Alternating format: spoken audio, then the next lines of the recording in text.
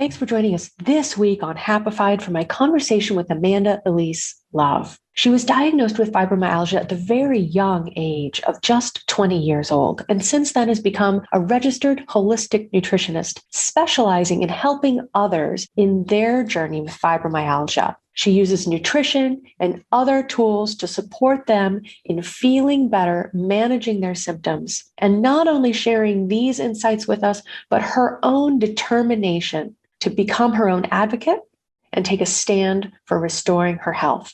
There's some great information in this episode. I'm so glad you're with us. Enjoy. Hey there, friends. Are you looking for tools to resolve stress, reliable information to support your whole health, tips to help you motivate yourself and identify when motivation is fading before it happens, implementation, accountability, and someone to remind you to celebrate even the small successes, where you could find tools you can use and accountability in a community that cheers you on, where information about health trends and lifestyle is reliable and straightforward. I know that you have what it takes to up-level your health habits and restore your resilience.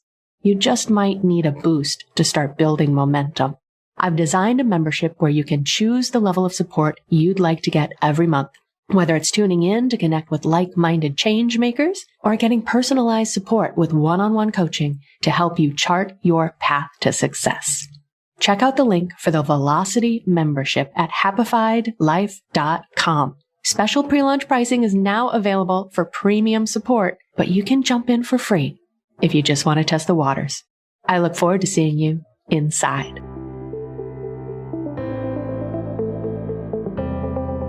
Living in a stressful world doesn't mean you have to give up on happiness. Instead, you can shift your perspective of stress and discover how to live your life in flow. Welcome to Happified. I'm your host, Susie Vine. Join me for inspiration and interviews with folks who are shining their light in the world in the areas of positive mindset, health, and wellness. I'm so happy to have you here. Welcome back. I am so excited to have you with me this week as I welcome Amanda, and she's going to share some brilliant insights as we explore her own story and experience. I love sharing people with you who can speak to their own story and can show the power of taking action. So let me tell you a little bit about Amanda Elise Love. She's a registered holistic nutritionist specializing in fibromyalgia. She herself suffered with this debilitating illness for many years, and now her passion is to help others find wholeness and healing in their own lives. She's a writer, podcaster, wellness coach, speaker, and currently resides in Prescott, Arizona with her two Westies. You can tune in and listen to her extensive library of podcast material at Fibromyalgia Real Solutions with Amanda Love, or find out more about her personal coaching available on her website, AmandaEliseLove.com. We're going to have that link and anything else in the show notes, so you can check those out when you're ready to learn more. Amanda, thank you so much for making time to join me today. Thank you so much for inviting me. So when you say you have suffered with fibromyalgia for many years, if Elise that is watching the video, you can see that Amanda doesn't look like this is something she should have been struggling with for many years at this point. Yeah. You're still pretty young in the world of fibromyalgia patients. Yeah. I'm only 31 years old. I turned it this past January, and people don't get diagnosed till they're in their late 40s, 50s, 60s. So I was a baby compared to most people. I was diagnosed 20 years old, about 6 weeks before my 21st birthday. And was it something that you were trying to track down for quite a while at that point? Because it's not something, I'm sure, given your age, they were a little surprised to give you that diagnosis. Yeah. So when I didn't know what it was at that time. I just knew I was super sick constantly growing up. And I didn't know what was going on.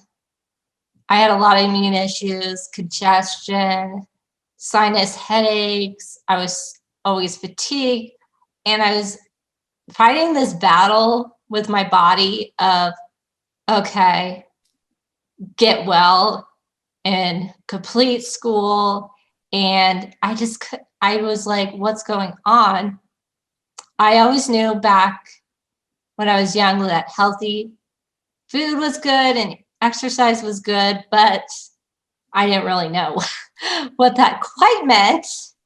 And so I was like, out of high school, I did personal training program, completed that. And I turned 20 and all of a sudden I couldn't get off the couch. I couldn't move. I couldn't do anything. And I couldn't go to the gym anymore. I would crash. I was taking 2 to 3 hour naps in the afternoon. And for me personally, I was like, well, what's going on? I was crying a lot. I cried constantly. And so for me, it was like this cycle of, okay, what am I doing? What's going on with my body? And so eventually I went to one of the top rheumatology centers, Mesa, Arizona, which now they don't even take patients with fibromyalgia. So that's an interesting thing when I called them like about a year ago and just to see what about it and stuff. Not that I need to go, but for me, I was like, they said, well, you're probably depressed. Well, yeah, of course I was depressed. That's what they said to my grandmother as I was out of the room. And I knew they were saying something about me, so I asked her. And then they said the medication and they said physical therapy. So that was an interesting journey of, okay, medicine, took it for a few days. It's like, yeah, whatever. This doesn't make me feel good. I'm going off of it. And the physical therapy I did probably, I would say 2 months maybe.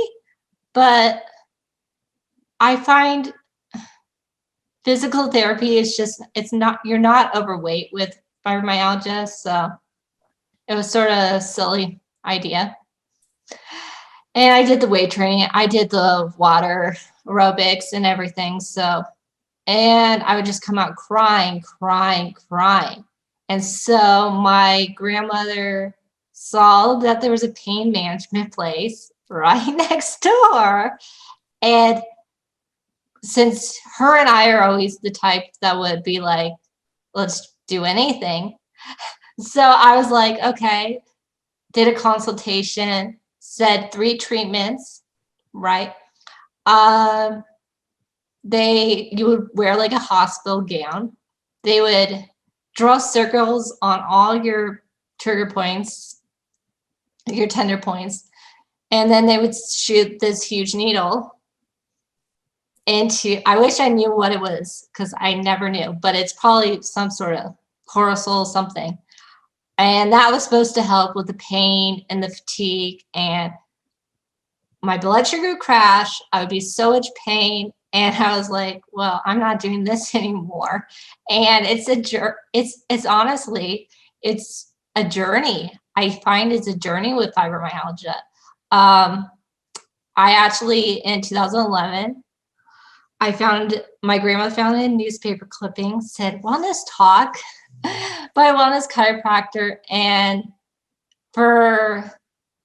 she went to the talk and he said, well, if your granddaughter is diagnosed with fibro at 20, she's been very, very sick a long time.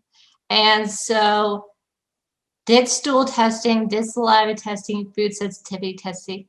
And I worked with him for 8 months and I did elimination diet, which a lot of people are like, well, that scares me.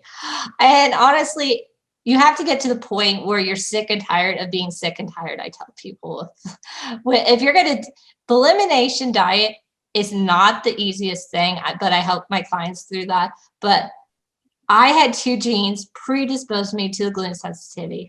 Highest in his practice, a soy sensitivity, egg sensitivity, and a dairy sensitivity. So for me personally, I was like, I'm at that breaking point. I'm at that breaking point where I'm going to change my life because I don't want to live the next 21 years in pain, fatigue, headaches, sinus infections, congestion, all this stuff. And it takes a while. And I did do some other things after that. But I find we got to take back our control of our health, or nobody's going to do it for us. You have to do it for yourself. Yes. Yes, yes, yes. So many yeses in what you were just sharing with us. Oh, I have to kind of go back and peel through the layers. So you mentioned with the pain therapy clinic that they mark the trigger points. And so if people aren't familiar with fibromyalgia, there are kind of a shopping list of areas in which they expect you're going to be having pain. How many trigger points or areas are there? You should have at least 13 of the 18.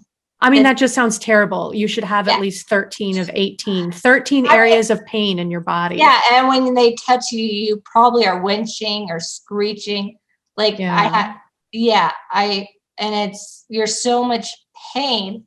I always tell people it's not a pain that goes away.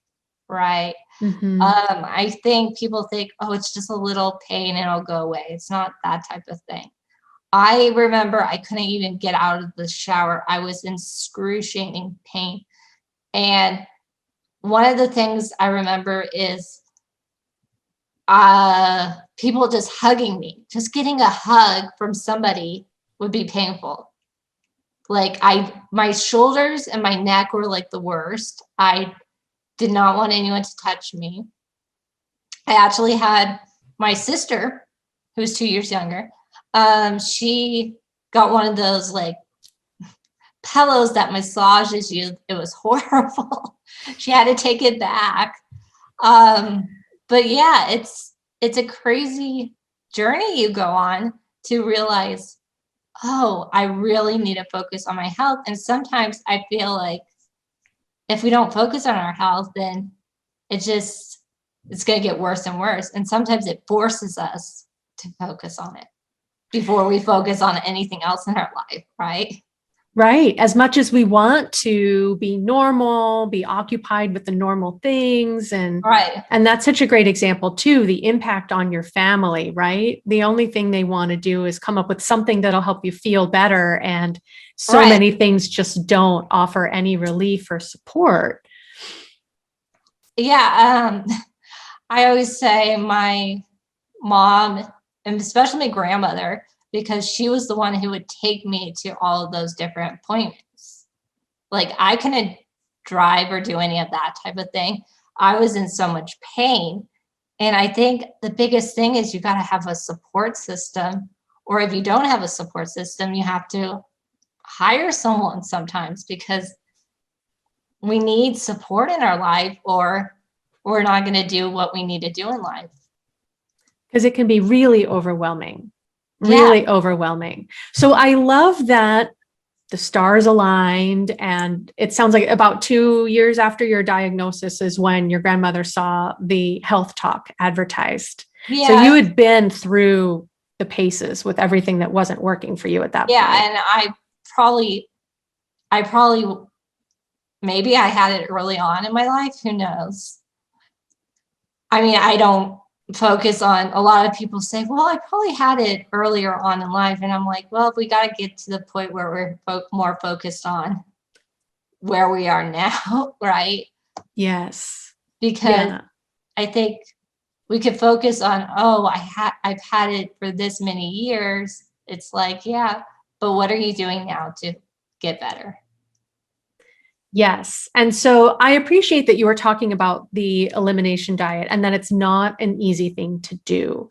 No. And when we first chatted, I shared that my mom, with her experience with autoimmune issues, did do an elimination diet finally after some encouragement. And we were very surprised to find that she had kind of a shopping list similar to yours of foods that her body just wasn't reacting to at all. She had the migraines, the sleep issues, and other things going on.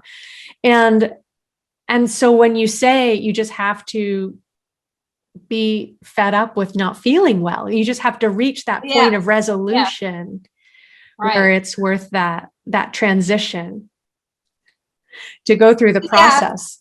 I mean, I find, I always tell people one little molecule of gluten can stay in your body for up to weeks, up to months. So if you're going to go gluten-free, you can't cheat. And that might sound very hard, but what can you replace those foods with, right? You can have sweet potatoes, you can have brown rice, there's so many things you could have nowadays to replace the foods that you are cutting out. And I don't want people to think of, well, I'm going to be deprived of whatever, right? There's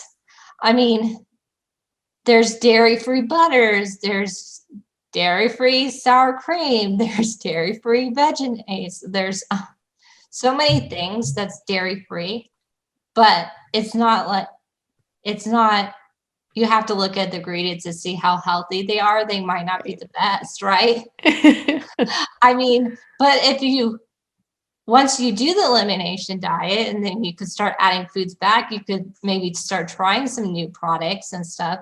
I find there's so many things out there that there wasn't out there like 10 years ago.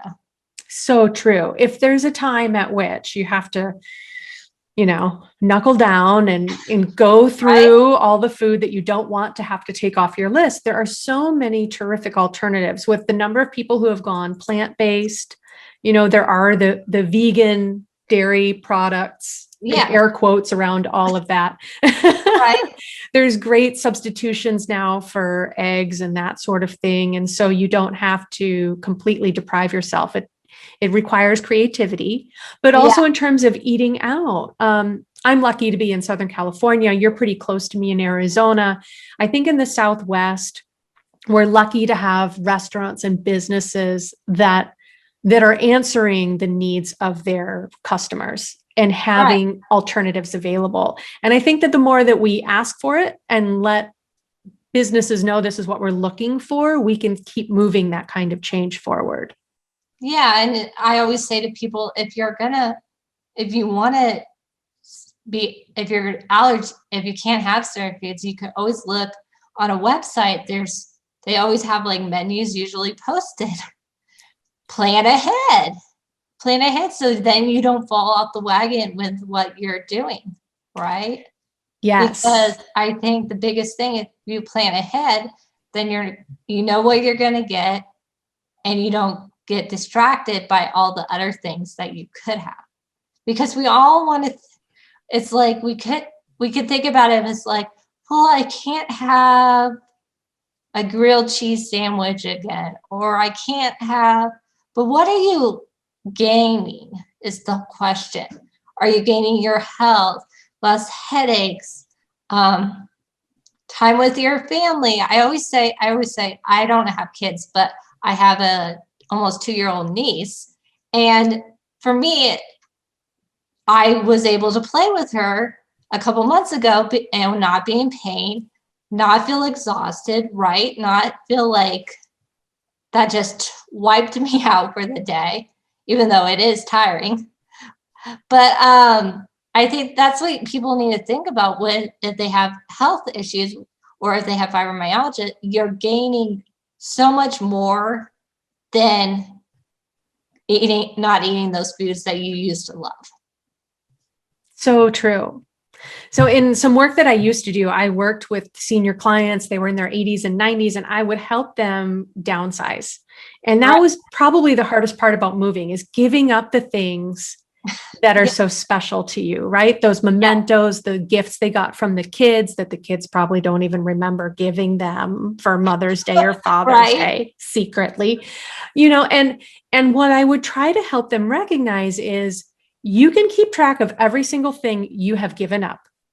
And that list will always be long. And you will still have trouble fitting into your cute little apartment that we are going to set up for you, because you will never, keeping that tally, give up enough that you have just what you need. But if you can change your perception to think, what do I need in my new space? So what do I need to do for myself to get good sleep, to not have migraines, to be able to go to family events and not have to take days to recover afterwards. Then suddenly it's a different equation.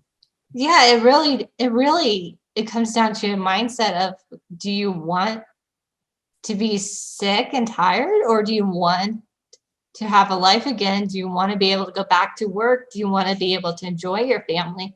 Or do you just want to continue to suffer? And you have to ask yourself that question, and nobody can answer it for you. You have to answer it for yourself. Yes. Yes. I think that's really important, that you just have to get that clarity. Yeah. It's not an easy question to give yourself the space to look at. We're pretty good at avoiding those tough questions, but when you've gotten down to those answers, I think that's some really powerful clarity. Yeah, it's all about clarity. I think, what do you want in life? We all have a purpose, and some of us need to realize what that purpose is. We don't want to go our whole lives and then get to the end of our lives and be like, oh, what am I leaving behind? Oh, I didn't leave anything behind because I was too focused on being in that sick mindset. So is this something that you find you really have to kind of tune into with your clients that you work with? Yeah, I find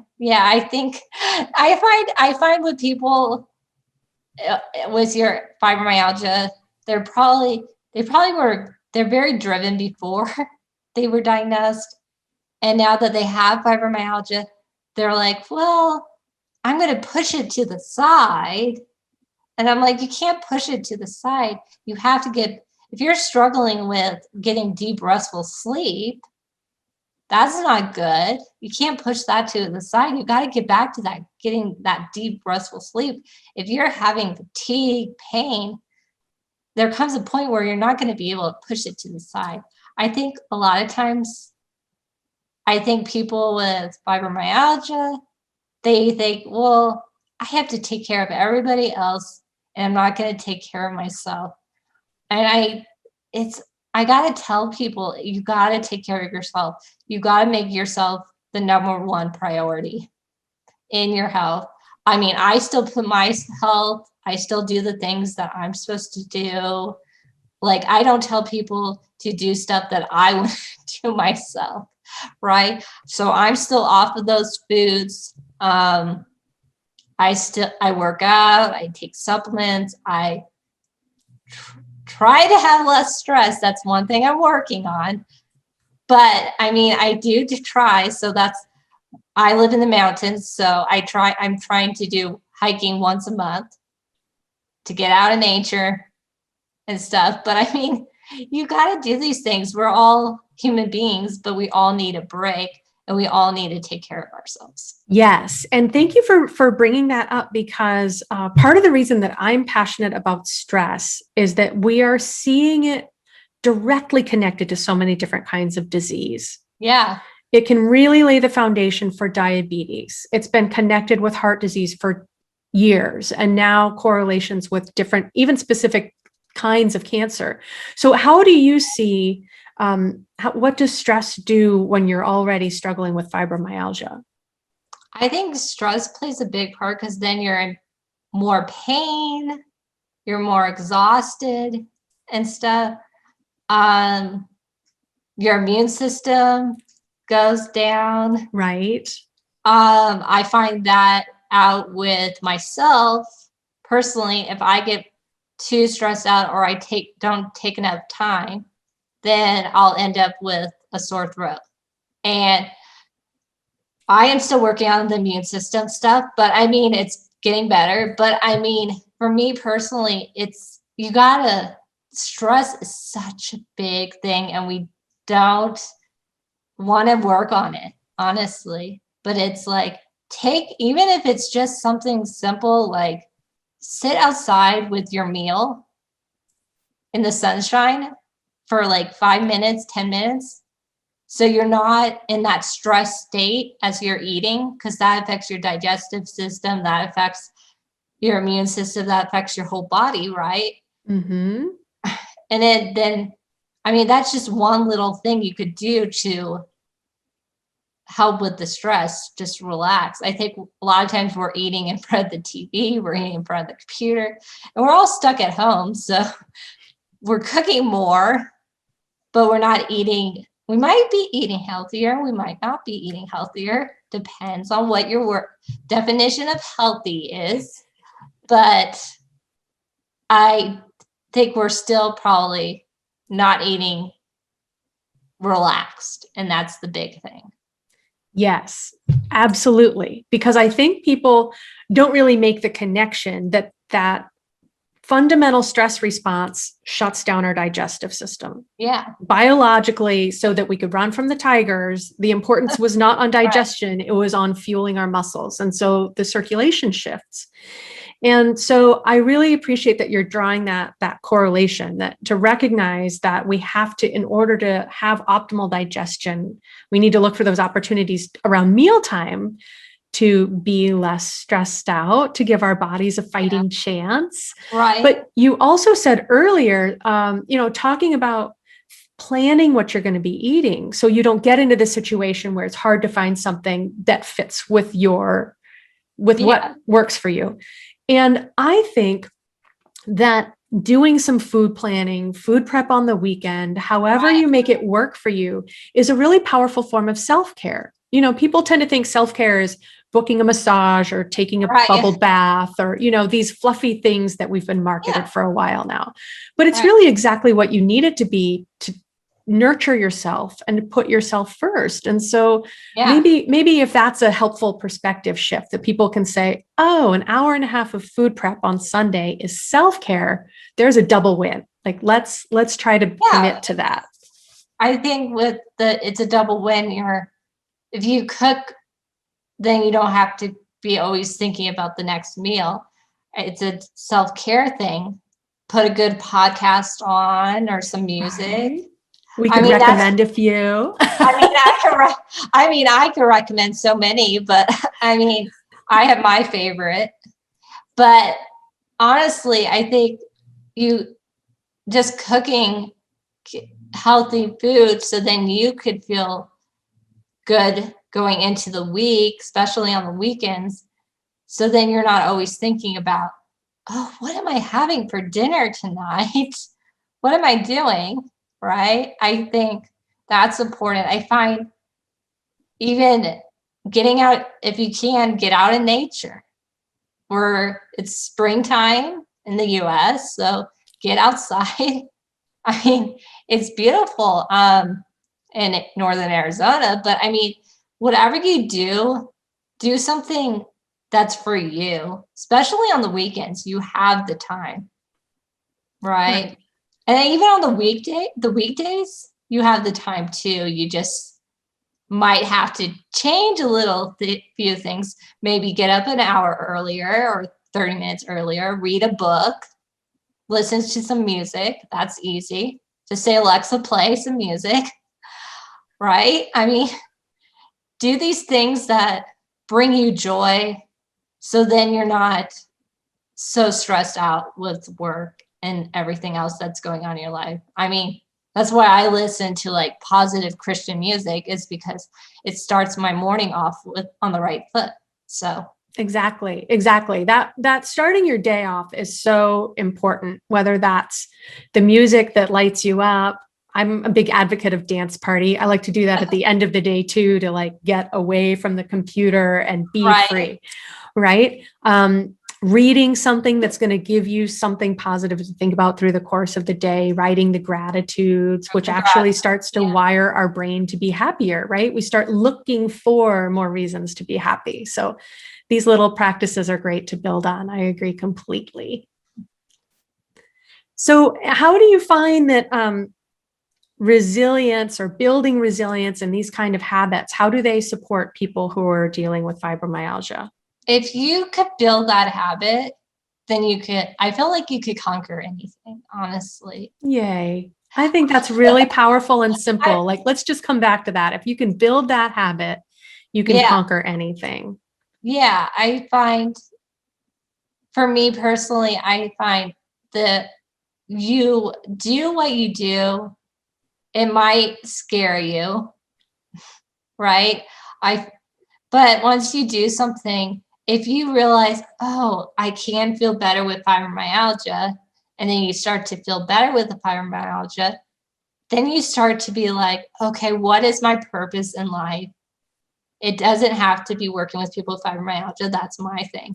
But I mean, you do these things that you probably wouldn't have done if you had gone the medication route, or if you're on the medication route. Well, you can change that around, but the whole thing is you gotta build. It's brick by brick, right? It's not just one thing. You're building upon. You're building like a house type of thing, right? So I think people need to realize it takes time. Honestly, it takes time, but whatever you want your life to be, you could do it. Just keep going, honestly. I think that's really important for people to slow down and take in, because we are in such an instant gratification world. Yeah. We feel like we have to have relief right away. And I mean, if you're dealing with chronic pain, if you can't remember the last time you've gotten good sleep, of course you want relief right away. Yeah. But at the same time, it's something, just as your chiropractor pointed out, that has built up over a long period of time. And so we need to start framing for ourselves that it takes some time to unwind. So when it doesn't work on the first attempt, when the first thing we take out of our diet doesn't give instant relief, doesn't mean I get to eat whatever I want, because it doesn't matter after all. Isn't that true? But I think a lot of times, like I was saying, you're doing one thing at a time. Maybe you're focused on getting better sleep. Maybe you're focused on building up your immune system. And over time, it starts going brick by brick. Yes. And a house is not done in like a day. It takes months. And just like your body, it takes months to recover. And you've probably been sick for like 20, 30 years, I'm guessing. So you can't expect your body to be the thing that like goes back within 2 days or a week.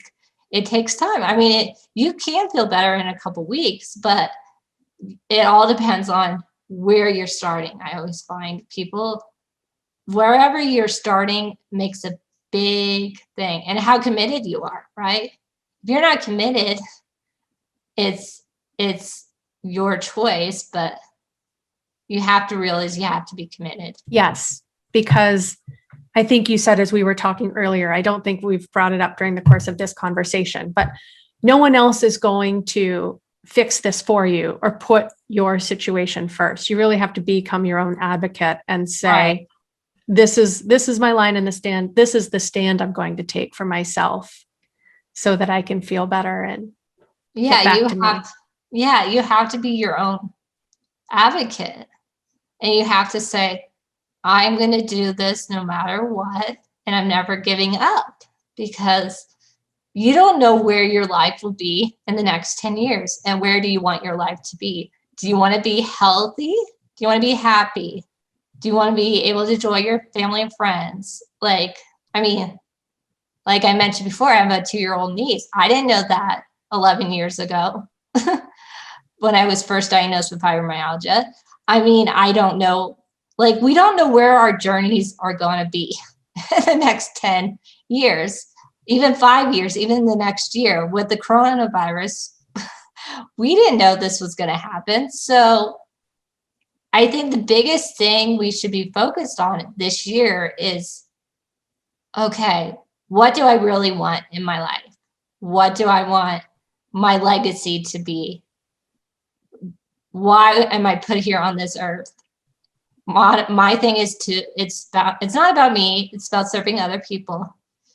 But you have to put your health first, because if you don't have your health, then how are you supposed to do what you're supposed to do in life? Yes. And I think that's so important, is to just give ourselves permission to get super, super clear, to make ourselves a priority and say, what is it that I want to be able to do? What do I want to experience? Right. The parts of life that we know right now are that we don't. The family that we haven't even gotten to meet yet. It's such a great point. I mean, I'll probably have some more nieces and stuff, but or a nephew. I don't know. But we don't know what our lives are going to be like. Right. But we can at least focus on our health. And right now we're at home anyway, so why not focus on our health, right? Exactly. And I think that, sometimes it's really easy to get really caught up in all the things that are outside of our control. Yeah. Especially over the course of the last year, there's been a lot.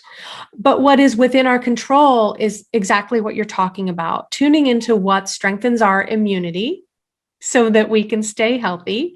What are the foods that agree with us so that we can thrive? And I love the focus that you put on sleep too, because I think people, and I've talked with, I didn't raise my own children. I'm a stepmother, but parents, I think, are chronically sleep deprived. And it's that window at the end of the day where they finally get to have their own time. Yeah. And they think it's not really hurting anyone, that they're shorting themselves on sleep. I can make it on 5 hours. I can make it on 4 hours, and get up the next day and do it all over again. And there's so much that comes from sleep. Our immunity, digestion, detoxification, restoration throughout our body, everything comes from sleep, lowering pain. So giving ourselves permission to put that higher on the list is a really important recognition too. Yeah, I think the first thing that people get rid of is the sleep. And I always say that's number one that we should be focused on. Not the exercise, not the food, but the sleep. And that can be a trick and a frustrating thing to turn around when you struggle with sleep. And it's worth the effort to bring it back around. Right? If you don't have your sleep, then that's when the cravings come. That's when everything, like you said, the immune system, your digestive system, everything's not working right because you're not getting that good sleep. It's so important. And I think we all need to turn off the Netflix or turn it off like 15 minutes early. Try it. And then keep doing it and then slowly take away. So you're going to sleep a little earlier. And I think that's why I have a free sleep guide, is because it's important for people to realize that's great. We have to change our environment, but sometimes we need supplements to help us with that also. Awesome. And thank you for bringing that up. So that's available to anybody listening or watching our episode. The link is on your website. And what's it called? It's called the Sleep Fix for those with fibromyalgia. It's to get that deep, restful REM sleep. So I always say to help you fall asleep, stay asleep, and you don't feel like a truck has hit you in the morning.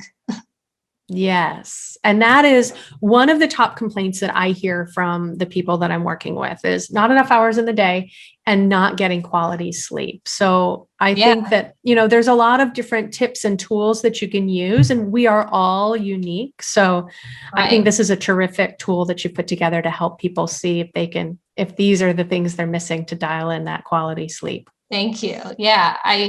I find people, the number one complaint I hear about is sleep. Yes, that's another pandemic that we are dealing with.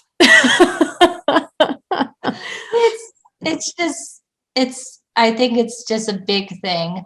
If you have fibromyalgia or you don't have fibromyalgia, everybody's so stressed out. So if you are stressed out at night, your cortisol levels are going to be pretty high. And I think people need to realize if anything, you have to get the sleep in control before you do anything else. Yes, it is. It is all so interconnected. I always say it's all interconnected. It's a holistic approach. Not one thing is going to be the full answer. You have to do other things too. Exactly. Holding on to that spirit of curiosity is so powerful. And I'm so grateful that you're doing the work that you're doing and helping people tune into their unique nutrition situation, because we get, again, the air quotes come out, the basics in school, and not very much. Pretty dated, pretty skewed information, because when you look at where the money is coming together to fund that research, I'll throw some more air quotes in there. It's easy to see some flaws in the current recommendations. So I love that you are bringing this conversation to how people can be proactive and tune into meeting their body's needs. Yeah, thank you. Yeah, I feel like we got to listen to our bodies. If our bodies tell us more than we listen to. They'll tell you, oh, you had a headache. Well, the question is, why did you have the headache? Are you tracking what you're eating? Are you tracking it? Your headache might be coming from what you're eating, or it might be a hormonal issue, but you got to track it. Your doctors aren't going to do that for you. Yes. Other terrific tools, getting tuned into journaling on what you're eating, how you're feeling, all of that is so helpful. Awesome. I'm so glad you were able to make time and be with me today. Thank you so much for everything you've shared. I think this is really powerful information. So I'm glad that you're doing what you're doing. And I would love for everybody to check out your podcast, Fibromyalgia Real Solutions with Amanda Love. Subscribe, rate, and review. Right? Yeah, it's going to celebrate 2 years in May, and I'm excited for all my people, all my guests that are coming up and stuff. So it's a love of mine, and getting on that sleep regimen, getting the sleep guide I would say would be the number one thing people should do.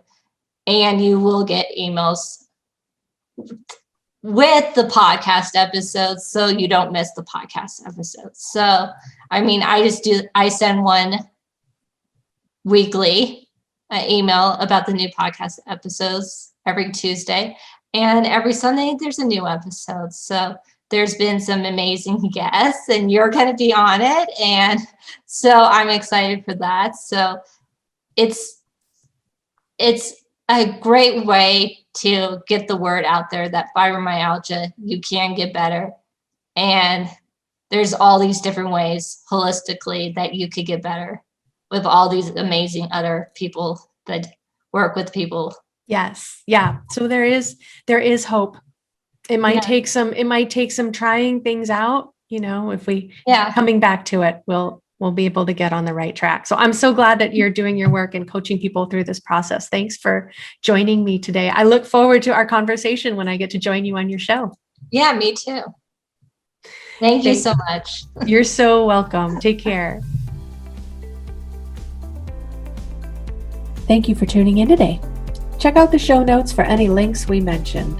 To learn more about living life with less stress and more flow, visit happifydlife.com. And if you found value in today's episode, make sure you subscribe to catch the next one and leave a review to help fellow pod surfers find Happified. Until next time, keep on shining.